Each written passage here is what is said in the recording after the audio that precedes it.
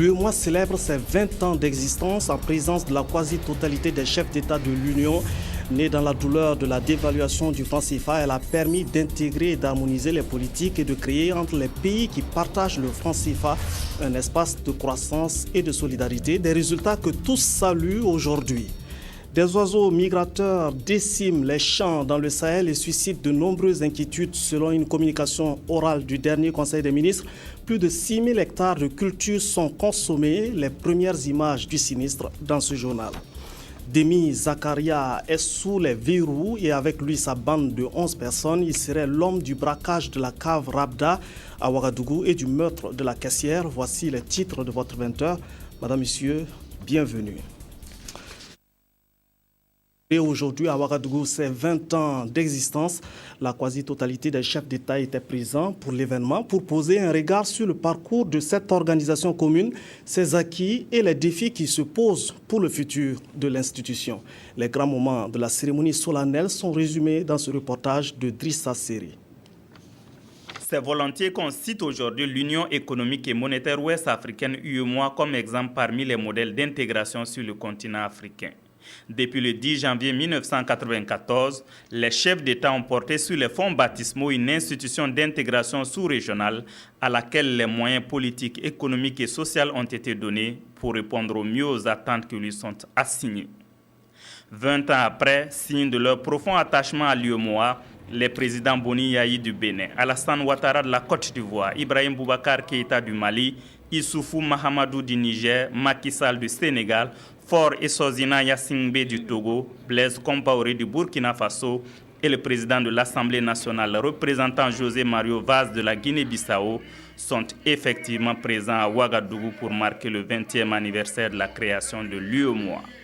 Le lieu de rendre hommage au père fondateur de l'UEMOA, au président du Faso dont le pays abrite le siège des organes de l'institution, aux partenaires techniques et financiers, au personnel dynamique et dévoué qui ne cesse de se battre pour donner vie à cet outil d'intégration économique et à tous ceux qui ont contribué à faire de l'UEMOA ce qu'elle est aujourd'hui.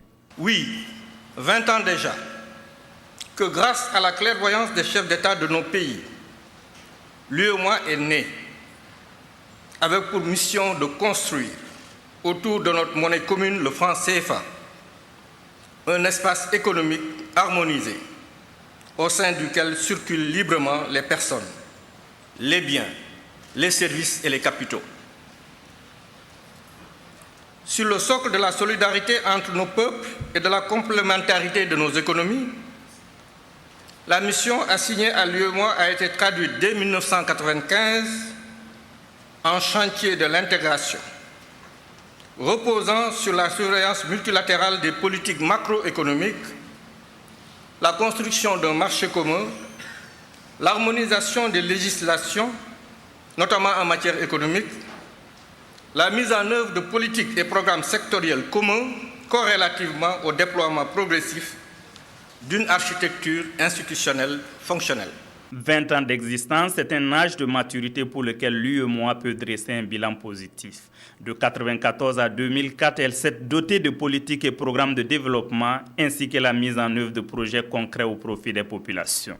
Ensuite, elle a travaillé à réaliser l'union douanière à travers le tarif extérieur commun et le développement de programmes dans des domaines comme l'agriculture, l'énergie, les mines, l'environnement, l'éducation, la santé, les transports. Des projets réalisés dans le cadre du programme économique régional PAIR. En chiffres, l'UEMOA, c'est aujourd'hui une monnaie stable avec un taux de croissance moyen de 6%, même si le niveau des échanges intracommunautaires reste faible, en deçà de 20%. Autre élément important à souligner, c'est le succès de la conférence internationale des investisseurs de Dubaï qui a permis à l'Union de recueillir des intentions de près de 19 milliards de dollars d'investissement dans l'espace UEMOA. Face à une conjoncture internationale en perpétuelle évolution, l'UEMOA doit aujourd'hui relever des défis multiformes, parmi lesquels la réalisation effective de la libre circulation des personnes et des biens, la mise en œuvre des réformes, l'application des textes juridiques dans les différents pays, la mobilisation des ressources financières, la consolidation de la paix, de la sécurité et de la stabilité dans la sous-région. Pour réaliser un tel objectif, la volonté politique ne fera pas défaut. Nous célébrons cet anniversaire de notre union avec du réel motif de satisfaction. Aujourd'hui, en effet, À travers l'UEMOA, notre espace sous-régional est une union douanière. Nous avons des politiques sectorielles claires dont les projets, programmes et réformes sont exécutés progressivement et méthodiquement.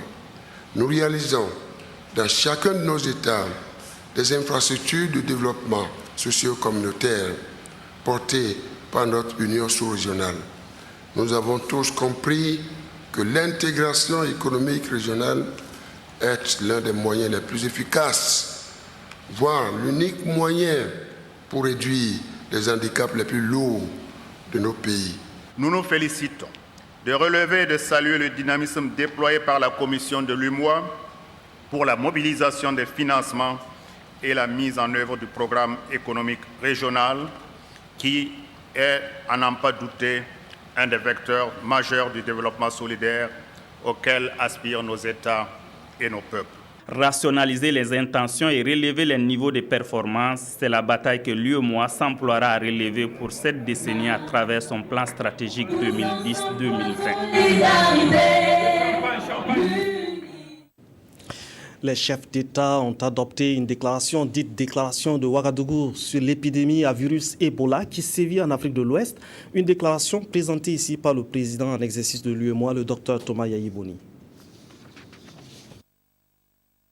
Les chefs d'État de l'Union économique et monétaire ouest-africaine, réunis le 20 octobre 2014 à Ouagadougou, Burkina Faso, à l'occasion de la cérémonie commémorative du 20e anniversaire de la création de l'Union, sensible à la situation qui prévaut dans la région ouest-africaine à cause de l'épidémie de la fièvre hémorragique à virus Ebola,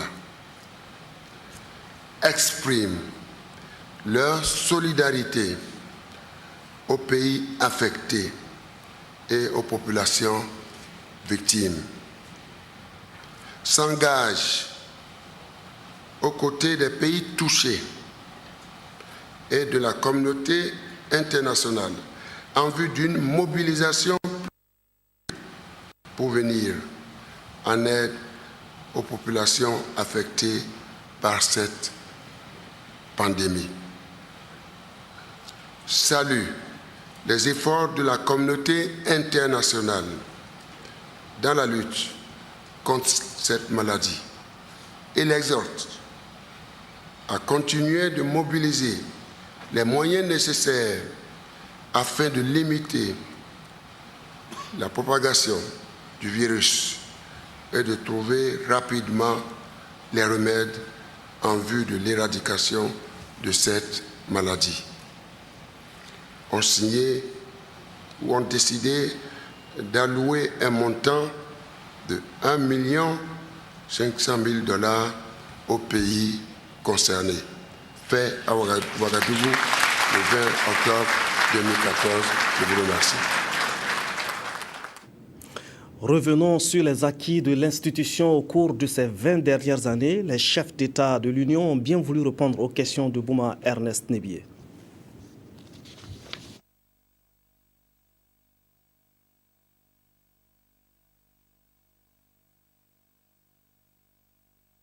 Beaucoup de progrès dans le cadre de la consolidation d'abord de notre monnaie commune. Il y a eu beaucoup de progrès sur la voie de l'union douanière. Il y a eu également beaucoup de progrès en ce qui concerne la circulation des personnes, des biens et des capitaux. Donc nous sommes réellement un bon exemple d'intégration pour l'ensemble du continent africain. Il faut encore que l'on conforte la question des infrastructures qui est essentielle et qui est prise en charge à d'autres niveaux, mais au niveau UEMOA également, beaucoup a été fait. Que l'on continue sur cet axe-là, c'est important. Certains de nos pays ont pu d'ailleurs mettre en chantier un programme, mais qui est au-delà d'ailleurs, qui est au niveau de la CEDEAO cette fois-ci, de relations ferroviaires entre eux. Nous avons également commencé des chantiers, notamment avec le Sénégal, et également avec la Guinée, on va faire en sorte qu'il y ait une normalisation pour que tous ces relais-là, tous ces réseaux-là se tiennent et s'enchevêtrent au plus grand profit de nos populations. On doit être heureux aujourd'hui, donc c'est voir dans la tête des chefs d'État aujourd'hui le même enthousiasme, la même ambition pour faire de notre union une zone véritablement intégrée avec bien sûr des possibilités offertes largement aux hommes, aux biens, aux services, aux capitaux pour se mouvoir et surtout servir bien sûr à faire face aux défis qui sont aujourd'hui des grands défis, des infrastructures, de l'alimentation, des questions de formation. Et tout cela, ça indique qu'il nous faut agir ensemble, solidairement. Et je crois que l'espace a montré en 20 ans que nous avons beaucoup à gagner à agir ensemble qu'à disperser nos efforts. Allons à présent à Niangologo pour voir une réalisation concrète de l'Union. Il s'agit du marché à bétail de Niangologo. C'est aujourd'hui le principal centre d'exportation du bétail du Burkina vers les pays côtiers comme la Côte d'Ivoire. L'UEMOA a investi 400 millions de francs CFA pour réhabiliter cette plateforme de commerce d'importance régionale de la RTB de Cascade. Le reportage de Simplice Barou. La réhabilitation du marché à bétail de Niangologo à plus de 100 millions de francs CFA grâce à l'appui de l'UEMOA constitue un soulagement pour les éleveurs de cette partie du Burkina et même de la sous-région. Plusieurs installations y ont été réalisées.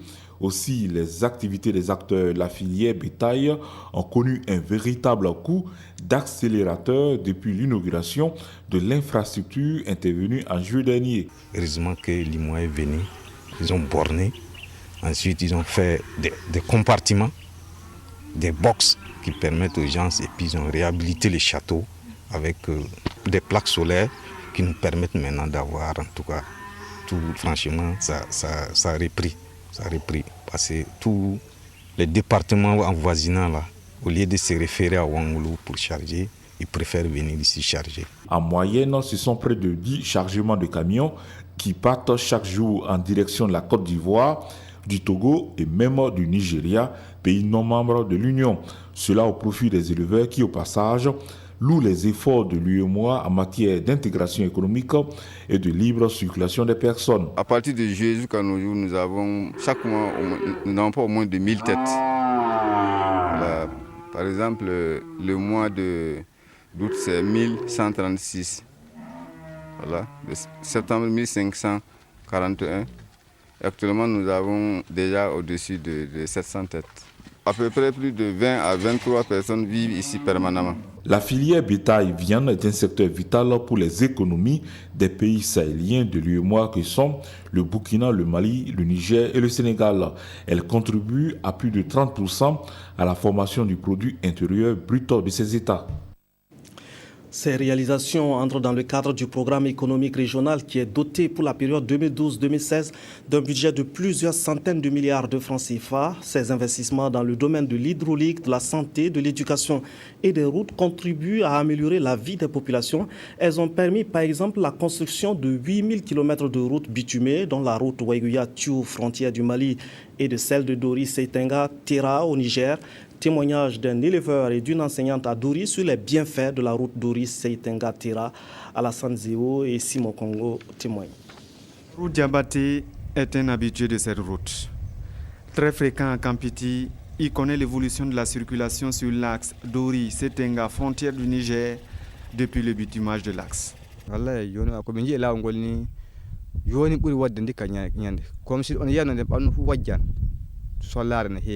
La route est vraiment bonne. Il n'y a pas de poussière, il n'y a pas de trou. On voyage dans de bonnes conditions. Avant, c'était le dingue. Il y avait tellement de secousses. Mais aujourd'hui, tout cela est fini.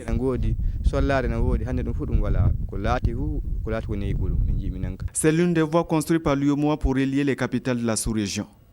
Des routes comme celle-ci, l'Union en a construit environ 8000 km à travers les pays. Mais à Dori, plus que partout ailleurs, Alimata Tiendrebeogo en tire bénéfice. Cette enseignante passe ici chaque matin pour servir à 12 km de là. Par rapport à la voie rouge, ce n'est pas pareil. Quand on emprunte la voie, en tout cas en 30 minutes, même si tu roules à 40 à l'heure, 30 à l'heure, tu arrives à temps au travail.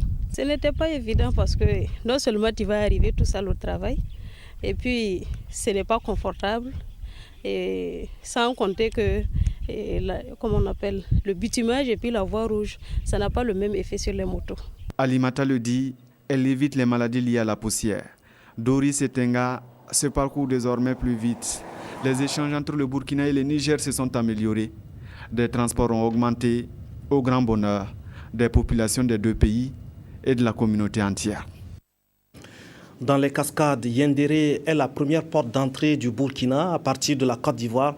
Cette ville vit au rythme des mouvements de population entre deux pays fondateurs de l'UEMOA. Si les usagers de l'axe Ouagadougou-Abidjan se disent satisfaits du traitement que leur réservent les agents de la police des frontières, ils se plaignent néanmoins de la qualité des infrastructures routières. Ils expriment le besoin de bonnes routes pour booster l'intégration et le commerce au sein de l'Union. Simplice Barreau de la RTB de Cascade.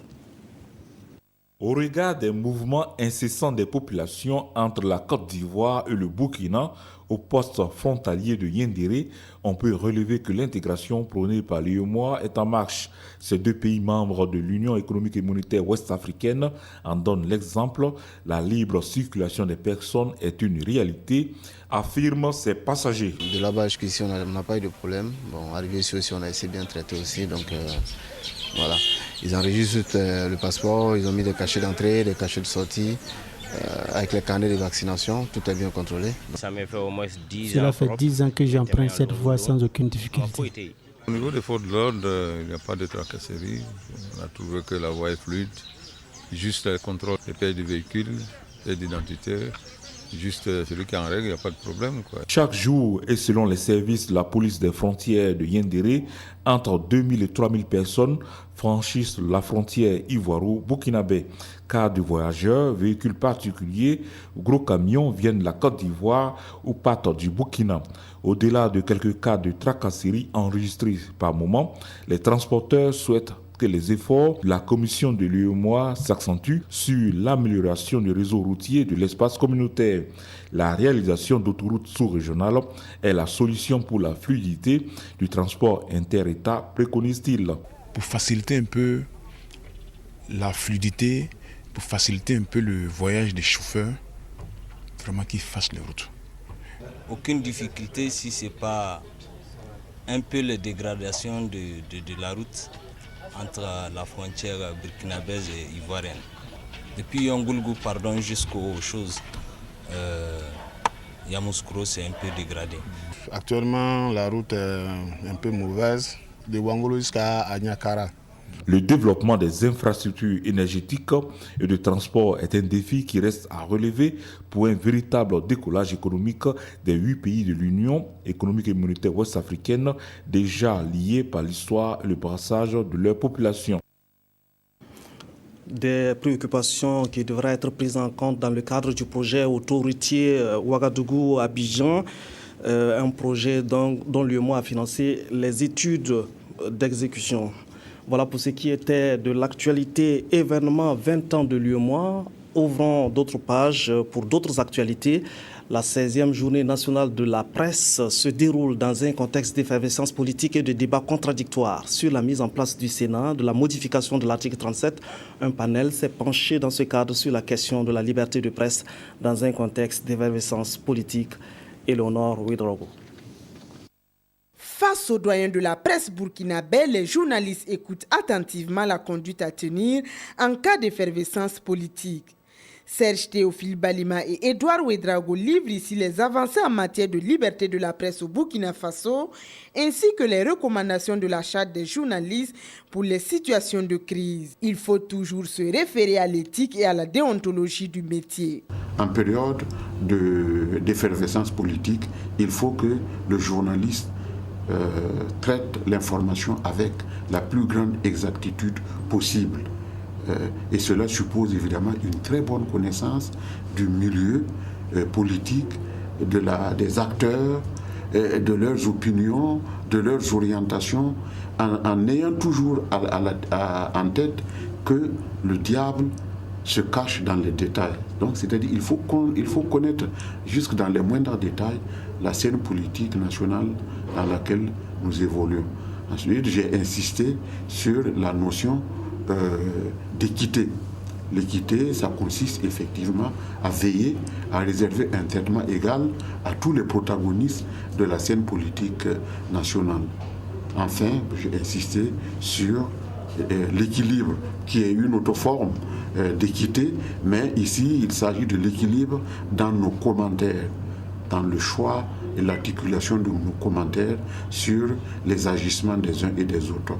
J'ai insisté sur une recommandation de la charte des journalistes du Burkina Faso, c'est-à-dire le refus de la corruption et de toute forme d'allégeance. Ce panel sur la liberté de la presse dans un contexte d'effervescence politique cas du Burkina Faso marque la commémoration de la Journée nationale de la liberté de la presse. Une célébration précédée par un tournoi de football et une formation des femmes journalistes en leadership. Elle devra s'achever par la distinction de la meilleure journaliste et un forum national sur l'état des lieux de la législation en matière de presse au Burkina Faso, acquis et défis. Le mouvement des jeunes loyalistes pour la paix réaffirme son attachement à la modification de l'article 37 et au référendum. Il a tenu un meeting à Tanguy-Ndassuri pour demander à la population de rester mobilisée et déterminée pour soutenir le président Blaise Compaoré. Pour le mouvement, le référendum doit se tenir avant la fin de l'année. Karim Patrick Namono. La question ne se pose plus dans les rangs du mouvement des jeunes loyalistes pour la paix. Leurs troupes, à l'instar de celles de Tanguy-Ndassuri, se mobilisent depuis sur 3 fronts. La mise en place du Sénat, la modification de l'article 37 et l'organisation du référendum. Sur ce dernier point, sujet à polémique, c'est déjà la veillée d'armes. Tout ce beau monde-là décide aujourd'hui qu'ils partent au référendum. On a choisi d'aller au référendum, un point. Leurs aînés, eux, jouent la carte de la modération, mais dans le fond, le discours reste le même. Je dis si sur des propos ou sur des points de vue il y a des divergences, il faut bien qu'on respecte les textes, ce que prévoit les textes, ce que prévoit la Constitution. C'est donc que le peuple nous arbitre. Luc Diendéré et ses compères veulent faire de Tanguy-Ndassuri le point de ralliement d'autres jeunes pour leur combat, l'organisation du référendum avant la fin de l'année. La section ouest de l'UNDD s'inscrit dans la même veine. Elle s'est également exprimée sur la situation nationale qui ne laisse personne indifférent. La section s'engage à soutenir la tenue d'un référendum, la mise en place du Sénat et la révision de l'article 37. Moumouni Baro. Union nationale pour la démocratie et le développement UNDD face à la presse pour donner son point de vue, sa position sur le débat politique actuel au Burkina Faso. Et par rapport donc à la mise en place du Sénat, l'UNDD est ferme sur sa position. La mise en place du Sénat, le bicaméralisme. Non, nous disons que ce débat est un débat qui est épuisé. Parce que le bicaméralisme, qui est donc le fait que le Parlement soit composé de 2 chambres, le Sénat et puis l'Assemblée nationale, c'est un débat qui a été mené au sein du CCRP. Et aux assises nationales, nous avons été également pour discuter de l'opportunité de la mise en place du Sénat. Et le Sénat a donc été un point consensuel qui aujourd'hui est inscrit dans la Constitution, en son article 78. Donc le Sénat pour nous est déjà une institution républicaine, comme l'Assemblée nationale, comme le Conseil économique et social, et j'en passe. Des autres points de divergence au sein de la classe politique, la tenue du référendum et la révision de l'article 37. Quant à ce dernier point, l'UNDD s'en tient à sa légalité. J'ai dit d'entrée de jeu que la modification donc de l'article 37 de la Constitution est légale. Voilà. Donc, c'est un article qui est révisable. Le référendum. Le référendum, nous disons que l'UNDD est un parti républicain, est un parti légaliste. Donc, nous réaffirmons le principe suivant lequel la Constitution, d'abord, est le fait supranational consensuel que donc l'on peut connaître donc dans une démocratie républicaine. Donc déjà, la Constitution est un consensus. L'UNDD estime qu'au-delà des divergences de points de vue, le dialogue doit toujours primer afin de préserver la paix au Burkina Faso. Fin de cavale pour Demi Zakaria et sa bande de 11. L'homme était activement recherché dans l'affaire du braquage de la cave Rabda à Ouagadougou et du meurtre de la caissière. C'était le 18 septembre dernier, mais la bande de Demi Zakaria devrait répondre aussi de leur implication dans d'autres affaires de vol à main armée. Ini Walko Janine Kambire. Ce sont 26 motocyclettes qui ont été saisies des mains des membres du réseau de Demi Zakaria par la police de l'arrondissement de Nongre-Massom. Parmi ces individus au nombre de 11, certains détiennent des armes et s'en servent lors de leurs opérations de braquage. D'autres sont spécialisés dans la transformation de la marque et de la couleur des engins volés, la confection de fausses plaques, la falsification des numéros de série et enfin l'établissement de fausses cartes grises. Un réseau qui écumait les régions du centre, du plateau central et du centre-nord. Les nommés Saodogo Mahama, Saodogo Saïba et Demi Zakaria seraient en possession d'engins d'origine douteuse et que le nommé Demi Zakaria serait impliqué dans le braquage de la cave Rabda. Ainsi, une enquête a été ouverte et le 3 octobre 2014, et cette enquête donc a permis d'interpeller les individus. C'est le même gang qui a procédé au braquage de la cave Rabga le 18 septembre 2014 aux environs de 9h30. Une opération au cours de laquelle une caissière a perdu la vie et les malfrats ont réussi à emporter près de 11 millions de francs CFA. Pour prévenir d'éventuels désagréments, le commissaire Joseph Tony invite les populations à plus de prudence dans la manipulation et le transport de fortes sommes d'argent. Il les exhorte également à collaborer franchement avec les forces de défense et de sécurité en appelant le 10-10, le 16 ou le 17 pour tout cas suspect.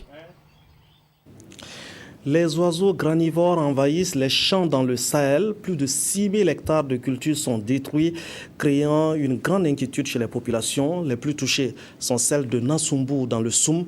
Moumouni Soubega nous présente les premières images de ce sinistre.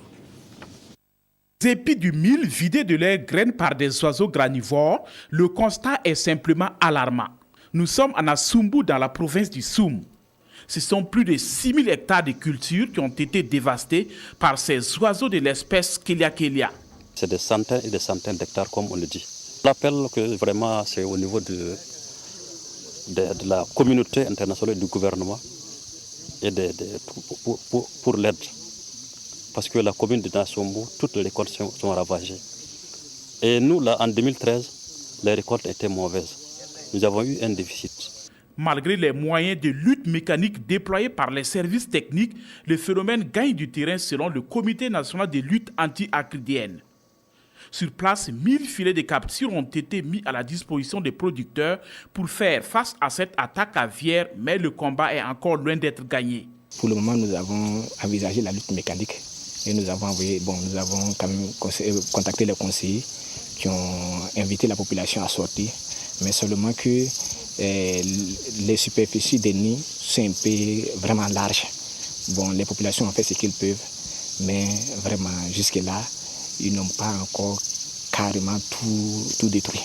Selon les techniciens, ces oiseaux sont en provenance d'un pays voisin et pourraient progresser vers le sud du Burkina. Face à cette situation, la réaction du département de l'agriculture et de la sécurité alimentaire ne s'est pas fait attendre.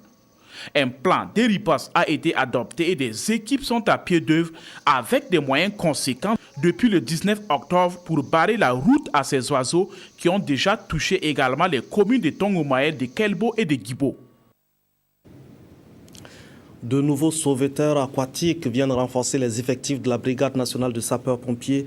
12 de ces hommes étaient dans le Val d'Oise en France pour améliorer leurs aptitudes pour des interventions sécurisées pour secours de victimes en eau.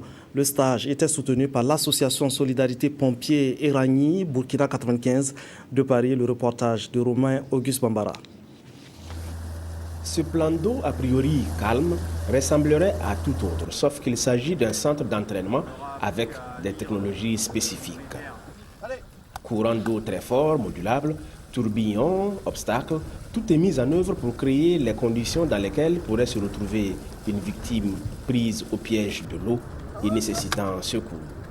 Et les pompiers devraient pouvoir intervenir. Un sauveteur qui ne travaille pas en sécurité est un sauveteur potentiellement mort. D'où l'échec de la mission et augmentation du nombre de victimes. Donc aucun intérêt.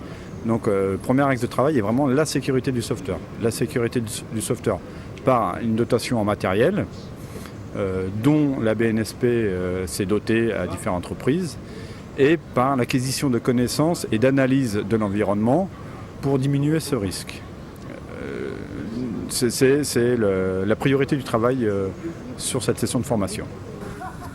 Ils sont 12 pompiers, dont 2 femmes, triés sur le volet au Burkina pour subir un stage intensif en secours aquatique.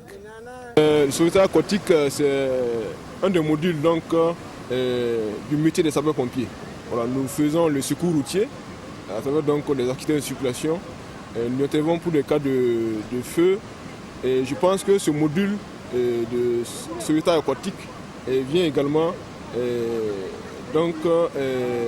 remplir donc, une des missions des sapeurs-pompiers. On met dans la combinaison.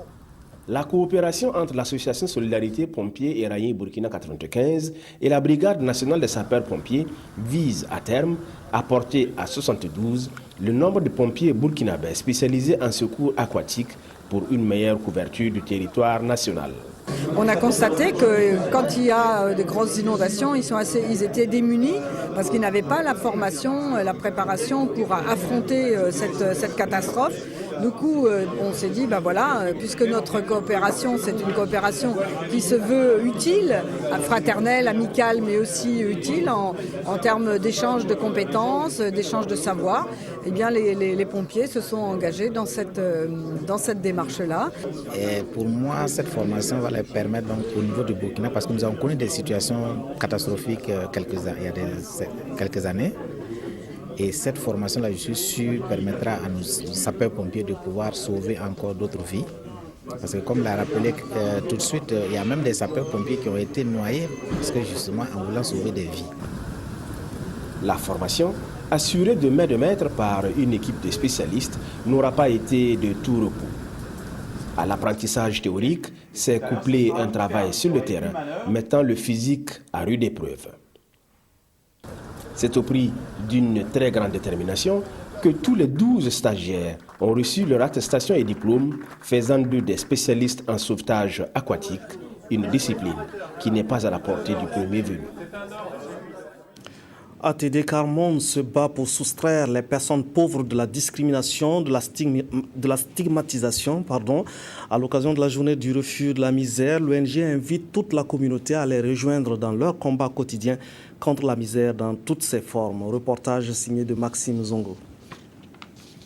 La misère n'est pas une fatalité et pour inviter à la solidarité avec les personnes qui vivent dans l'extrême pauvreté et rendre hommage à tous ceux qui se battent au quotidien contre le fléau, les Nations Unies ont consacré le 17 octobre de chaque année, Journée mondiale de refus de la misère. L'événement qui a été célébré au Burkina ce 18 octobre a donné lieu à des campagnes de sensibilisation sous la houlette de l'ONG ATD Carmonde, qui fait de la lutte contre l'exclusion sociale son cheval de bataille. La première réponse à la misère, c'est comment on appelle, la réponse que les personnes pauvres elles-mêmes proposent à la lutte contre la misère. Du coup, on a essayé d'imaginer quelles pouvaient être d'autres alternatives à la lutte contre la misère. Et c'est ce qui nous a poussé à aller dans le Grand Zourougou, d'où venaient la majorité des enfants à l'époque, à Ourgou Manega, à Solenzo, rencontrer les personnes, travailler avec elles. Et on a découvert que la base, c'était l'éducation. Le scénario de cette journée, c'était pour remettre les 8 recommandations qui ont été émanées d'un séminaire qui a été fait ici à Ouagadougou en 2012. Et lors de ces séminaires, on a demandé aux personnes plus pauvres d'être des personnes prenantes pour réfléchir avec nous. Et en fait, on peut travailler avec les personnes pauvres et non pour elles. Ne laisser personne de côté, réfléchir, décider, agir ensemble contre la misère, c'est le thème de la journée. Une invite à la solidarité entre les hommes, quel que soit leur statut. Des témoignages, des exemples de solidarité et de partage, autant d'illustrations et d'interpellations pour rappeler et insister sur la nécessité de mettre fin à la discrimination et à la stigmatisation des pauvres. La journée de la femme rurale a permis d'interpeller la communauté sur la problématique de l'accès de la femme à la terre. La femme face à la gestion foncière, c'était le thème de sensibilisation des femmes sur l'importance qu'il y a à disposer d'attestations de possession du foncier rural. Reportage signé de Claudine Bikaba. À Pabré, commune rurale de la région du centre, les femmes sont sorties massivement pour célébrer les fêtes. Une fête commémorée à travers une cérémonie au cours de laquelle des vivres ont été remis aux personnes les plus vulnérables. Cette commémoration, c'est pour vraiment nous montrer l'adhésion de tous, des autorités politiques, des autorités législatives, des autorités administratives, des autorités coutumières, et notre attachement et notre soutien à nos mamans, aux femmes rurales. Cette fête est initiée en marge de la commémoration nationale qui s'est déroulée à Titao. Cependant, au niveau du centre, les femmes ont voulu marquer cette date, placée sous une thématique régionale, la femme régionale face à la gestion foncière. Au niveau de la région du centre, on a tendance à croire qu'il n'y a pas de femmes rurales. Alors qu'il y a 6 communes rurales avec plusieurs villages. Et dans ces villages-là, il y a des femmes qui travaillent dans les champs. Et donc c'est pour cela que nous avons tenu à commémorer cette fête-là aussi dans la région du centre. Pour que les femmes s'imprègnent du thème, un théâtre-forum sur l'importance de l'attestation de la possession du foncier rural est organisé à l'occasion. Outre cela, dans le but de marquer son engagement à accompagner la femme rurale dans la quête de son autonomisation, le Conseil régional a effectué la pose de la première pierre d'un centre des métiers. Le réseau Bilital Marobe travaille pour sa part à l'intégration des femmes pasteurs dans la filière laitière. Le RBM intervient dans 8 pays de la sous-région. Aïssata Zungrana et Sylvestre Sier nous en parlent. La Mauritanie, le Mali, le Burkina Faso, le Niger, le Nigeria sont les pays d'origine de ces femmes. Et elles sont membres du collectif des femmes du réseau Bilital Marobe RBN. Pour la célébration de la Journée mondiale de la femme rurale, le collectif s'est penché sur la problématique de l'intégration des femmes pasteurs dans la filière laitière et le développement de la collecte du lait local en Afrique de l'Ouest. Malgré que le projet travaille seulement dans ces 3 pays pour le moment, mais dans les autres pays sont membres de RBM, qu'ils bénéficient de ces études-là et plus approfondies pour qu'on puisse ressortir plus de... Et dans ce cadre, on a recommandé aux gouvernements, aux différents gouvernements nationaux, sous-régionaux et nos partenaires justement d'investir plus dans l'élevage et surtout pour la transformation, pour faciliter la conservation, pour que notre lait local puisse justement faire la concurrence avec les autres qui viennent de l'extérieur. Le collectif des femmes RBN, qui a pour mission la défense de l'intérêt des femmes pasteurs, exhorte les organisateurs de production à une plus grande intégration des femmes dans la gestion des centres de collecte et unités de transformation du lait local. Un nouvel ouvrage sur les rayons des librairies, coopération culturelle pour un élargissement des opportunités au Burkina Faso. C'est une publication de Idrissa Zorom, un cadre du ministère de la Culture et du Tourisme. C'est le 2e ouvrage signé par l'auteur Aruna Mari et Momouni Soubeiga. Coopération culturelle et touristique au Burkina Faso pour un élargissement des opportunités d'accompagnement, c'est la toute dernière œuvre d'Idrissa Zorom, un cadre du ministère de la Culture et du Tourisme.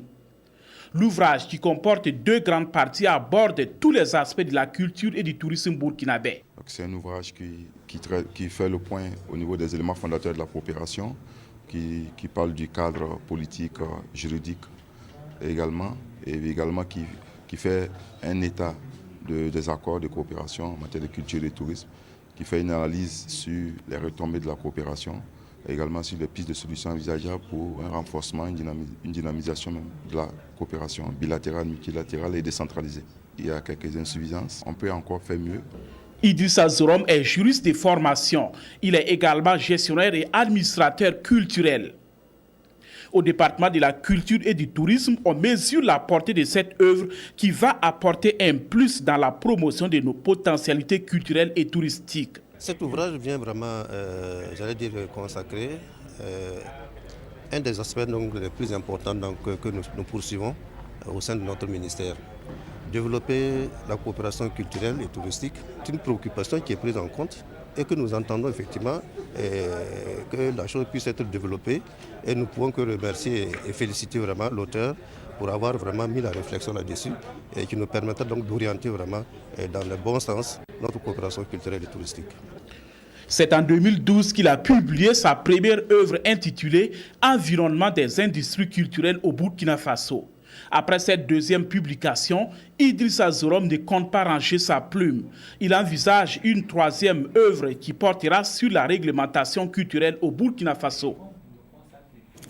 Après avoir fait danser pendant 15 ans les rappeurs du Burkina, d'Afrique et du monde, le festival Ouaga Hip Hop change de nom et devient Ouaga Festival, un changement de dénomination qui se justifie par le désir d'ouverture à d'autres genres de musique urbaine. Évariste Kombari nous fait découvrir la première édition de Ouaga Festival. Fini le 100% de musique hip-hop véhiculée par le festival Ouaga Hip Hop. Après 15 ans de vie musicale, Ouaga Hip Hop devient donc Ouaga Festival pour mieux embrasser une gamme variée de musique. Qui est de célébrer le...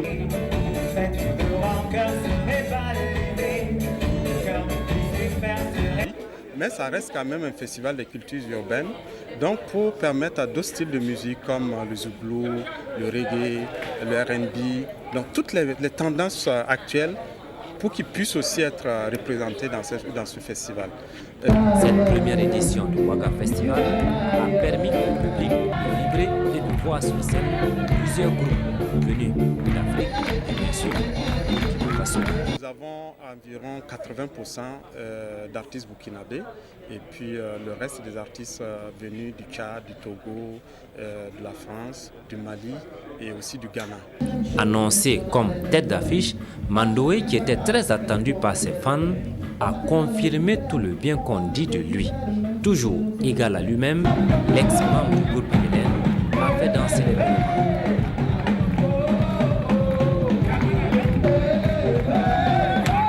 De la communauté tchadienne qui s'est aussi c'est un moment bien en forme qui s'est produit. Pour lui, un retour du groupe Yélène sur scène n'est pas exclu. Il faut toutefois laisser le temps au temps. S'attendre à la nous voir sur scène, ce n'est même pas un problème. Je pense simplement qu'il faut juste qu'on arrête de nous mettre la pression. On n'a pas eu besoin d'une grosse pression pour créer Yélène. Donc on n'a pas besoin aussi d'une grosse pression pour se remettre ensemble. Il y aura un jour, on va se retrouver. Ouaga Festival se veut encore plus populaire. Ce festival se fixe pour ambition aller vers le grand public pour partager des tranches de vie musicale en toute. Voilà, c'est la fin de cette session d'information largement dominée par l'événement 20 ans de l'UEMOA commémoré ce jour à Ouagadougou en présence de la quasi-totalité des chefs d'État. Merci de nous avoir suivis. Bonne suite de programme sur la RTB.